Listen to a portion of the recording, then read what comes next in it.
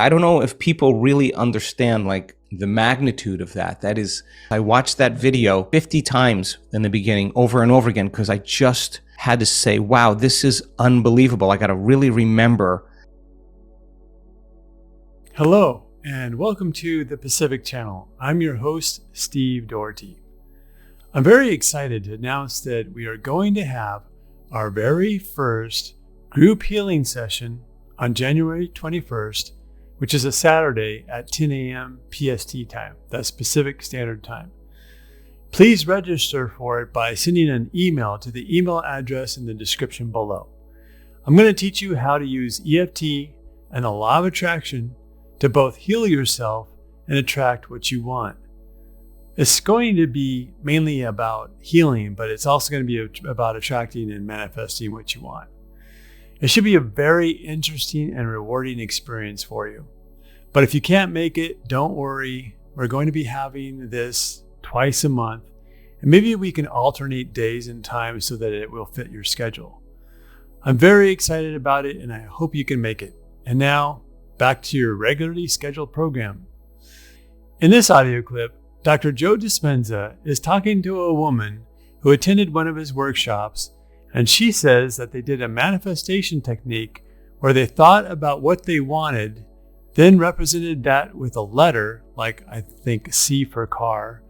And then on one side of the letter, you write down 3 to 5 reasons why you want what you want. And then on the other side of the letter, you write down what elevated emotions you would have if you already had the manifestation. So then she states and asks, so that there seems to be what the magic sauce is. Is that right? That's her question to Dr. Joe. I think what she means by the magic sauce is the idea that you must feel the feeling of what you want before you can manifest it, right? So most of us want what we want because we think that when we have it, we will feel better. As a matter of fact, everything that you want it because you think that once you have it, you'll feel better.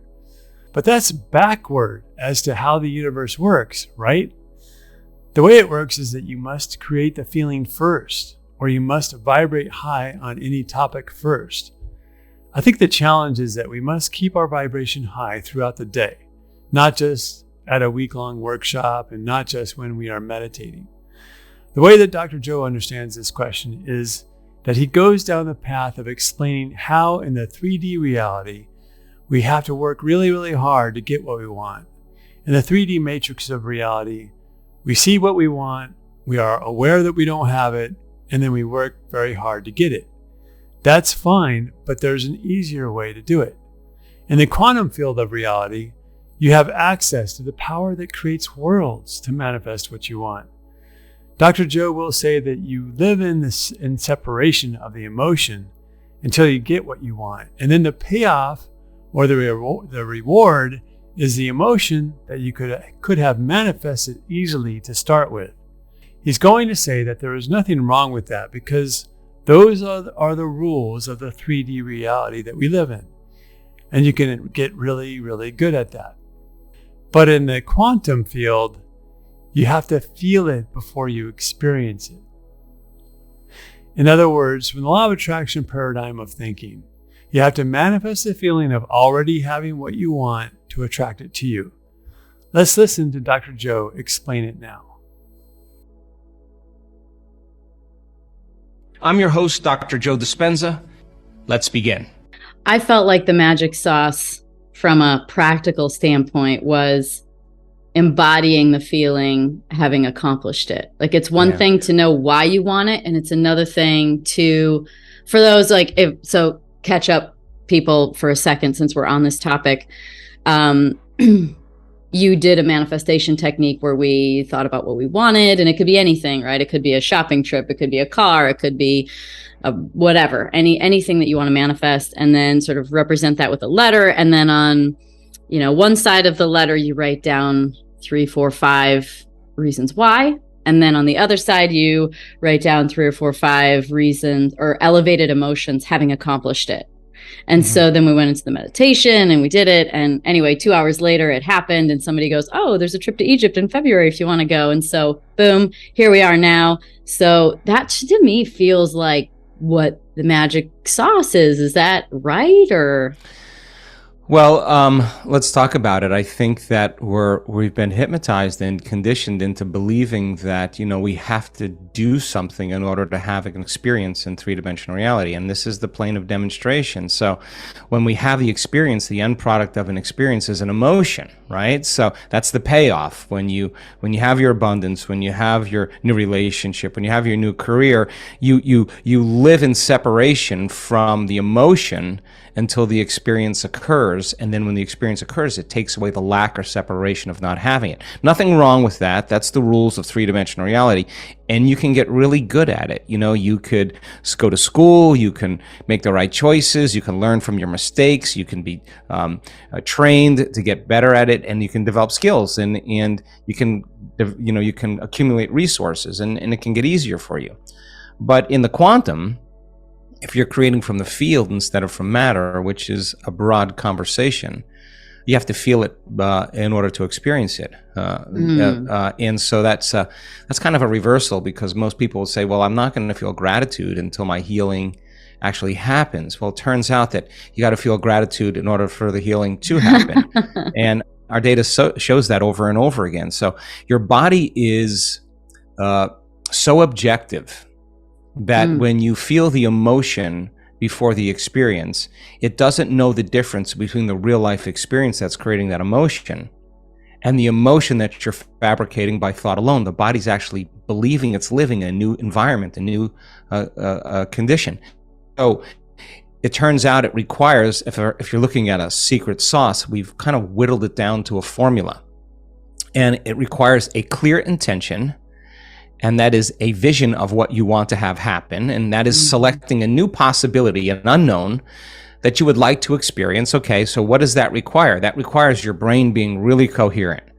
So we've isolated the process of being able to make your brain work better. And I talked to the brain scientists a few times, and I said, tell me what percentage of people that immerse themselves in an event for 7 days, what percentage of those people do their brains get better? They said 100%, 100%. So we know that you can make your brain work better if you learn that formula.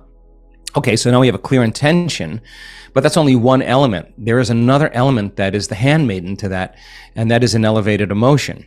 Now, elevated emotion, I'm talking about, so many people feel with every single body part except their heart. I mean, that's just kind of a weird thing that we do as human beings. Well, you protect that. It's you're being vulnerable in the jungle means you're more likely to be taken advantage of. And you get bruised or injured in your life. You kind of learn from that, and you protect it, right? So in the creative process, the heart is the creative center. We have compelling data to show that once you open that heart of yours and it starts beating in a rhythm and a coherence, it actually informs the brain it's safe to create. It actually tells the brain to get creative, and brainwaves change. And so when you combine that coherent heart and elevated emotion, and you start feeling the emotions before the experience, the heart actually produces an external magnetic field. Well, now you got a Wi-Fi signal, and that field could actually resonate with a coherent brain, the intent. And the thought is the electrical charge that sends the signal out. It's the directive. And the elevated emotion, that feeling is a magnetic charge. And we've got enough information to show that the heart's the magnet. So you're going to draw the experience to you with your heart. So when there's a kind of match in frequency between some potential in the quantum field and what you would like to experience, and you keep tuning in to that potential, and you're actually creating from the field instead of from matter, the rules change. Yeah. Now you don't have to go anywhere to get what you want. Somehow the experience finds you, and it comes in unexpected and surprising ways to prove to you that you're actually a creator in your life. And so true. When that occurs, then it's no longer like I have to meditate. It's actually like, I'm not going to stop doing this because I don't want the magic to end. And so that's what I'm really super proud about in our community. We're doers, we do the work, not because we have to or to please God or do the right thing or not feel guilty, or we do it because we don't want the magic to end in all those synchronicities, all those coincidences, all those opportunities that start appearing in our life to prove to us what I did inside of me is somehow producing some effect outside of me. And if I can correlate what I did inside with me with those synchronicities, those opportunities that are happening outside of me, I'm going to pay attention to what I'm doing and do it again. And my belief in what's possible actually broadens. And, oh gosh, I've been studying people in the last 6 months or so, because my belief about what's possible has actually changed in witnessing so many people's transformations. I never thought I would see multiple sclerosis or muscular dystrophy or amyotrophic lateral sclerosis or blindness or paralysis change in 7 days. I mean, this is kind of crazy stuff that we're witnessing. And I listen to the testimonials of these people and I talk to them. And what they change is their doubt in what's possible. And we were kind of talking about this before we started. It's so relevant for all of us because some people think they do the meditation. If I do this meditation, I'll heal. And when I listened really closely to those people, and some of them did their meditations 2 and 3 times a day. Why? Because no chemo, no drug, no surgery, no diet, no exercise was actually changing their health at all. And nothing changes in our life until we change. Yeah. So they were doing their meditation 2 and 3 times a day, not because they thought if I meditate more and try harder, it's going to work. They defaulted back to the doubt that it was possible. Now, when you respond and react to someone or something in your life and you get back into the familiar feeling of yourself, you're going to believe in your past more than you're going to believe in your future. So they did the meditation to change their state. They got that clear intention back again. They felt their elevated emotion. When they felt the elevated emotion, they actually believed in their future again because they could feel connected to it. So they were doing their meditations 2 and 3 times a day, not to do it more so they could heal, but they defaulted back to their doubt and they had to go back and change their belief. And so many of them now, after their moment, God, we have so many great testimonials, and I listen really closely. They say, now I have no doubt, like no doubt. There was a guy in London that came to our event in August with muscular dystrophy, a really rare form of Baker's or Slim Gardens muscular dystrophy. It's progressive. That you look at it on the internet anywhere, it'll say there is no cure for it. He came in a wheelchair. He walked out of that event. He was walking. They just sent me a video of him this week walking down the street in India, just strolling down the street. Like I don't know if people really understand like the magnitude of that. That is going so against convention. It's such an unusual thing to witness. I watched that video 50 times in the beginning, over and over again, because I just had to say, wow, this is unbelievable. I got to really remember what's possible as human beings. And it is really changing our belief from a state of doubt, like doubt is the emotion that keeps us connected to believing in the past. And then feeling the elevated emotion causes us to believe more in the future. And it only takes that image of the future and the emotion, the thought and the feeling, the stimulus and response, where you start conditioning the body into the mind or the emotion of that future. And he's in a new body. He's in a new life. He's in a whole new future in just an instant. Yeah. Wow. So Dr. Joe said that the body doesn't know the difference between the emotion that the body creates from an experience and the thought alone that creates the emotion. This is why it is so incredibly important to feel good anyway. Feel good regardless of your current reality. Feel good regardless of your current bank account. Feel good regardless of any condition outside of yourself. But of course, this is much easier said than done, right? Why? Because nearly all of us have been programmed backward to not feel good unless we get what we want, to not feel good until some external condition changes for us. This is where meditation and visualization comes in. When you meditate, you raise your vibration, which is the same thing as saying that you feel better. And when your vibration rises, you become a closer vibrational match to everything that you want. This is also why the author and speaker Neville Goddard advised people to feel as if what they wanted was already here. Visualize it and feel it so clearly that it doesn't even matter if it's here yet or not. I've said this before, and please forgive me if I repeat this too much, but the whole reason why you want anything is that you believe that you'll be happier once you have it. Well, if the way that the universe works is that you must feel the feeling first to create what you want, and it's really just a feeling that you want anyway, why not take the shortcut right now to the feeling of having what you want?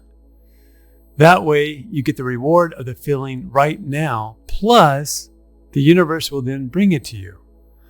But then you might be thinking, but Steve, I don't even know what it would be like to have what I want because I've never had it before. How can I create the feeling? That's why you have an imagination. Anything that was ever created was a thought first and the feeling of what it would be like if it was created. Any building never built before was a thought and feeling first. Any empire never amassed before was a thought and feeling first. Any dream never realized before was a thought and feeling first. Do you see what I'm trying to say? What trips so many of us up, including me, is doubt. We think of what we want, we launch powerful rockets of desire out into the universe for what we want, but then we go back to our regular lives and doubt what we want is coming to us. The question then becomes, do you feel worthy of receiving what you want? For example, if you want to be rich and famous, are you sure that your subconscious mind thinks that's okay? Or do you have negative beliefs about money and riches that are stopping you? But of course, you can also manifest healing yourself. Dr. Joe talked about that guy from India who had muscular dystrophy, came in a wheelchair to Dr. Joe's week-long event, and was able to walk after it. If you knew him and his experience personally, you might start to believe that anything is possible. Belief is a critical component to your healing. Whatever you believe, you will achieve. It is mainly our doubt that stops us. According to Dr. Joe, the man from India is in a whole new body and a whole new future now. He's the 4-minute mile for all of us. But if even one of us can do it, then any of us can do it. If you like this video, please hit the like button. Also, please subscribe if you haven't already done so. And please share this with 5 of your friends so that you can qualify to win a free ticket to one of Dr. Joe Dispenza's week-long workshops. Also, as a reminder, we are going to have our very first free Law of Attraction EFT healing session on January 21st, which is on a Saturday at 10 a.m. Pacific Standard Time. Please submit your email address to the email address in the description below to register for it. We will send you a client intake form that will ask you things like, what do you want to get out of the session? What do you want to heal? And a couple more questions. I'm excited to meet some of you, and I really hope it will be a very rewarding experience for anyone who attends. We're going to mainly focus on health issues, but also abundance, money, and wealth topics. I'm going to teach you how to combine the law of attraction with EFT to both heal and attract what you want. So don't be shy, register now. It's going to be a lot of fun, and I really hope you can make it. And now, please comment below if you have any questions or if you'd like to make a nice comment. Not nice comments are no longer allowed. Kidding. I like those too. They keep me on my toes. Thanks for watching, and I'll see you in the next video. We would love to give back to our Pacific family for all the love and support they have given us. We are offering 2 lucky winners a ticket to Dr. Joe Dispenza's week-long retreat in Sunshine Coast, Australia, worth $2,300 each. To enter the giveaway, you must be a subscriber to our channel Pacific. Like this video, comment how our channel has helped you. Share this video with any 5 people. And stay tuned on our channel as we will declare the winner soon. Please refer to the description below for more info. Good luck!